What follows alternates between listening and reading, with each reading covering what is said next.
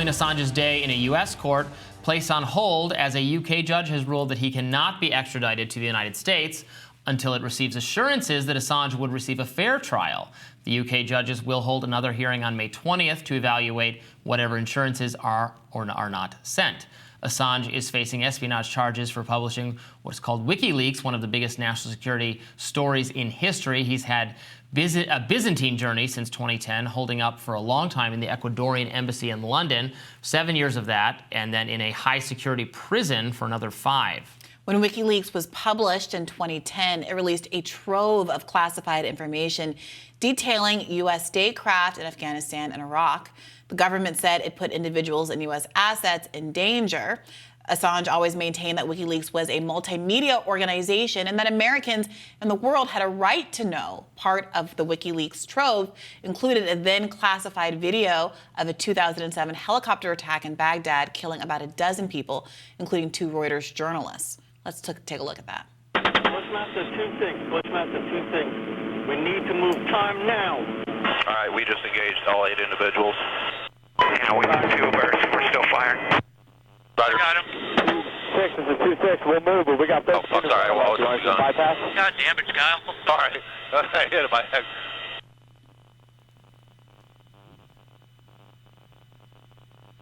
At the very core of the case is whether Assange is a journalist or not. Press freedom groups say espionage.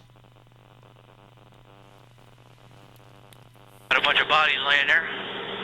All right, we got about 8 individuals. Yeah, we got one guy crawling around down there, but yeah, we definitely got some. We're shooting some more. Roger. Hey, you shoot, I'll talk. Hotel 26, Crazy Horse 18. Crazy Horse 18, this is Hotel 26, over. Roger, currently engaging approximately 8 individuals, KIA, RPGs, and AK-47s. At the very core of the case is whether Assange is a journalist or not. Press freedom groups say espionage charges should be dropped and that the case against him is politically motivated and an attack on a free press.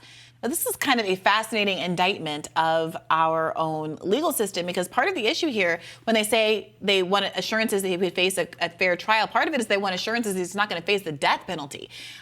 We are an outlier in much of the Western world and still having that as a potential outcome for people charged with crimes here in the United States. And it is a real moment of exposure of how kind of off-center we really are. Yes, and it's always important to remember that Julian Assange is actually an Australian citizen, and Australia has expressed concerns as well. Australia is an important U.S. ally in this era of, wanting to maintain good relations with our supporters worldwide. They have also protested what is going on with him. So it's it's a national security issue in addition to everything else, or it's a global stability issue. Julian Assange, as we say every time we talk about this, did the work of journalism. He did not steal private information. He published information that came into his possession from Chelsea Manning.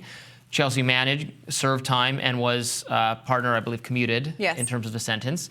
But Assange, who just did exactly what the Washington Post and the New York Times and other media outlets have done when they've obtained, yes, classified or state secrets that they think are in the interests of the public. The public ought to know that it contradicts some government narrative, as this assuredly did, what we just watched, change people's perception of the U.S. involvement in the Middle East. So to say that he should continue to suffer, and he's already, even if you do think, and I don't, clearly, but if you do think that he should have suffered some kind of penalty for that, he was under house arrest for years.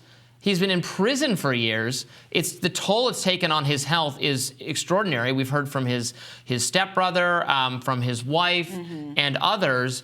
He has suffered a lot for the alleged crime of letting you know what your government wanted to keep secret from you. That video in particular, the Black Hawk video, in this contemporary context is even more resonant because, as we've discussed on the show today and other times this week, we have been confronted with a startlingly similar sort of a video of drone footage from Gaza tracking 4 Palestinian youths, and then bombing them, killing 3 of them, it seems, instantly. 1 gets away and it tracks and it kills the last one.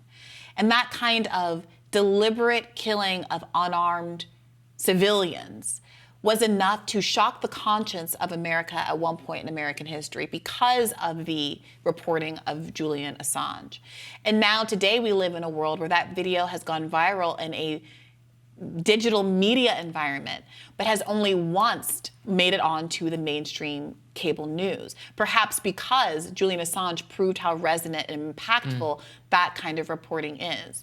And so keeping that in mind, to not really appreciate the value of him in this moment, and to appreciate this pause, this little bit of relief that's been extended here, it is a adjournment for a period of 55 days until May 20th, subject to a bunch of directions according to the filing. I think there is some hope that this is going to be evidence that we're moving in the direction of an ultimate release, and not that the trial will just continue and lead to prolonged incarceration here in the new U.S. prong of this debacle. Yeah, look, it's very clear what should happen at this point. Yeah. He's been locked up in one context or another for years. President Biden should simply, just proactively issue a pardon, or drop or a commutation, or drop the charges. Just indicate he's not going to be charged and he can be a free man. Yeah. That is absolutely what should happen. That is what progressives want to happen. That is what many other people in the media, who I think, without naming, people could have been more vocal and kept the Assange story alive. But frankly, other press organizations have railed about his conditions in the past. So have many people on the right, including Tucker Carlson. There is a tremendous interest in having him, a journalist, be free, and it would just be the easiest thing in the world. It would make like a couple Victoria Nuland type people mad, and who cares? Yeah, and it's interesting. So Tucker Carlson visited Assange in prison. He has been talking about this. He didn't, and correct me if I'm wrong, but I seem to remember him not asking Donald Trump about this directly in the interview that they did at the end of last year, which caught some criticism.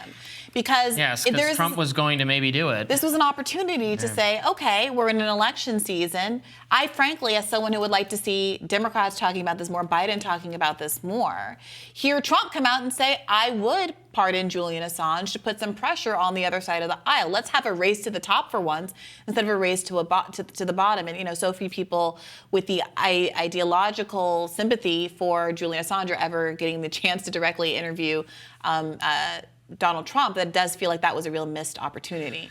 Yes, it would have been great if Trump had done that in the final days of his presidency. There was some talk about doing it. I've heard some people argue that he, and I have no idea whether this is the case or not, that he was inclined to do it, but then after January 6th, felt like he could not risk further alienating the more law and order, national security, Republican type people. Trump regularly talks about how he's going to pardon the January 6th heroes. What does he call them? He doesn't call them heroes. Hostages. Well, that's now. At the time, he didn't do that. But he could have, but he didn't. But I'm talking about the Tucker interview that was done just the end of last year. Sure. I forget, it was in the fall at some point. No, I meant when he was actually president. No, I know. Yeah. But this is the question. Is anyone going to hold him accountable to what he could do if he is elected again? This could be an inducement to vote for him, especially for folks that are occupying this kind of independent, RFK Jr. curious tranche of the electorate. Knowing that Donald Trump were going to stand on some of these previously held values and maybe answer for why he didn't do it the last time around. Look, if he wants to give as an excuse, I was in the thick of the 1/6 stuff, fine. Well, then make a day one commitment about Julian Assange, and frankly, it would help him enormously electorally. And again, pressure Democrats to take a similar position, which again, race to the top. I mean, he did. I'm looking at Tucker Carlson had Pamela Anderson on in January of 2021 to urge Trump to pardon Assange before he left office. Yeah. But unfortunately, it didn't happen. Yeah. Well, we hope some action on this front is imminent. I don't know. I've got a good feeling, but it's just a feeling, and we really don't know. Obviously, anything is possible, and it could get a lot worse before it gets better, but hopefully that is not the case. That does it for us today on Rising.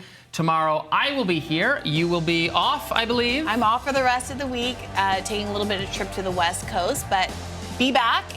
Robby and his co-host, I'm not sure who's subbing in for me yet. We're going to leave that a surprise because I don't quite know either. No, I believe it's going to be Amisha Cross. Please be sure to like, share, and subscribe so you never miss any of our content. And for those of you who like to listen while on the go, we're available anywhere you listen to podcasts. Please join me back here tomorrow, and we will see Briahna when she gets back next week. Bye-bye. Take care.